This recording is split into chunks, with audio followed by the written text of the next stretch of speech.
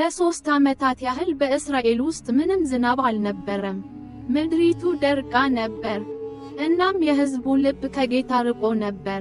የሐሰት አምላክ የሆነውን በዓልን ተከተሉ። አሁንም አንድ ሰው ኤልያስ አመነ። በድርቁ መካከል እግዚአብሔር ነቢዩን ኤልያስን የእስራኤል ገዢ የሆነውን ንጉሥ አክዓብን እንዲገጥመው ላከው። አክዓብ የሐሰት አማልክትንና ጣዖታትን በማምለክ ሕዝቡን ከእግዚአብሔር እንዲርቅ አድርጓል። ኤልያስ ግን በጌታ ቃል ታምኖ በርትቶ ቆመ። እግዚአብሔር እስካላዘዘው ድረስ ዝናብ አይዘንብም በማለት በድፍረት ተናግሯል። ንጉሡ ተናደደ። ሆኖም የኤልያስ እምነት አልተናወጠም። እግዚአብሔር ኃይሉን አንድ ጊዜ የሚገልጽበት ጊዜ ደርሶ ነበር። ኤልያስ ወደ ታላቁ የቀርሜሎስ ተራራ ወጣና የእስራኤልን ሰዎች ሁሉ ወደዚያ እንዲሰበሰቡ ጠራ። በፊታቸውም ቆሞ እግዚአብሔር አምላክ ከሆነ እርሱን ተከተሉ፣ በዓል ግን አምላክ ከሆነ እርሱን ተከተሉ። ሰዎቹ ዝም አሉ። ኤልያስም 2 ወይፈኖች አንድ ለበዓል አንዱንም ለእግዚአብሔር እንዲያመጡ ነገራቸው። በእሳት የመለሰ አምላክ እውነተኛ አምላክ ይሆናል። ሰዎቹም ተስማምተው ተራራው የመለኮታዊ ፈተና ቦታ ሆነ። But no fire came. Their God was silent.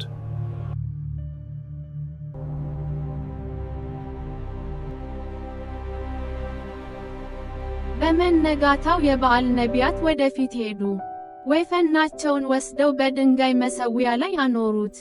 ከጠዋት ጀምሮ እስከ ቀትር ድረስ ጮኹ፣ በዓል ሆይ መልስልን። ድምፅ ግን አልነበረም። እሳት የለም፣ መልስ የለም። እነሱ እየጨፈሩና ጮክ ብለው ይጮኻሉ፣ ራሳቸውን ቆራርጠው ታማኝነታቸውን ለማረጋገጥ። ፀሐይ ወደ ላይ ወጥታ ትቃጠለች፣ ግን ሰማያት ጸጥ አሉ። ኤልያስ ዝም ብሎ ተመለከተ። ከዚያም ተናገረ፣ ጮክ ብለህ ጩኽ፣ ምናልባት አምላክህ ተኝቶ ሊሆን ይችላል። ሕዝቡ በዓል መጠራጠር ጀመረ። ድምፃቸው እየደከመ መጣ፣ ተስፋቸው እየደበዘዘ ነበር። የበዓል ነቢያት ዝም ሲሉና ሲደክሙ ኤልያስ ወደፊት ወጣ። የእግዚአብሔርን መሠዊያ በ12 ድንጋዮች ሠራ። ለእያንዳንዱ የእስራኤል ነገድ አንድ፣ መሥዋዕቱን በእንጨት ላይ አስቀመጠ። ከዚያም ኤልያስ ዓይኑን ወደ ሰማይ አንስቶ፣ አቤቱ አንተ በእስራኤል እውነተኛ አምላክ እንደሆንህ ዛሬ ይታወቅ ሲል ጸለየ።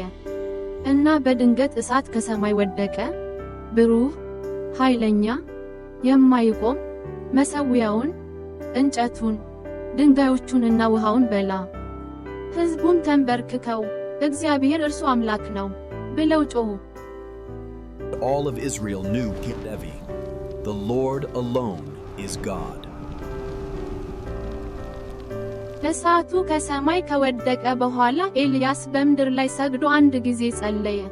አገልጋዩንም ሂድና ወደ ባህሩ ተመልከት። አገልጋዩ ትንሽ ደመና ከባህር ወጥታለች አለቀሰ። ኤልያስ በደስታ ተነሳ። ጌታ ጸሎቱን እንደሰማ ያውቅ ነበር። ብዙም ሳይቆይ እና ከ3 ረጅም ዓመታት በኋላ ዝናብ መዝነብ ጀመረ። ሰዎቹ የእርዳታ እንባ ከዝናብ ጋር ተቀላቅሎ ፊታቸውን ወደ ሰማይ አነሱ። ድርቁ አብቅቷል፣ እስራኤልም ታድሳለች። እሳቱ የእግዚአብሔርን ኃይል አረጋግጧል፣ እናም ዝናቡ ምሕረቱን አሳይቷል። ሕዝቡ እውነተኛው አምላክ ማን እንደሆነ ይኸውም የእስራኤል አምላክ እንደሆነ ያውቁ ነበር። አውሎ ነፋሱ ቀስ ብሎ ደበዘዘ እና የፀሐይ ብርሃን ደመናውን ሰበረ።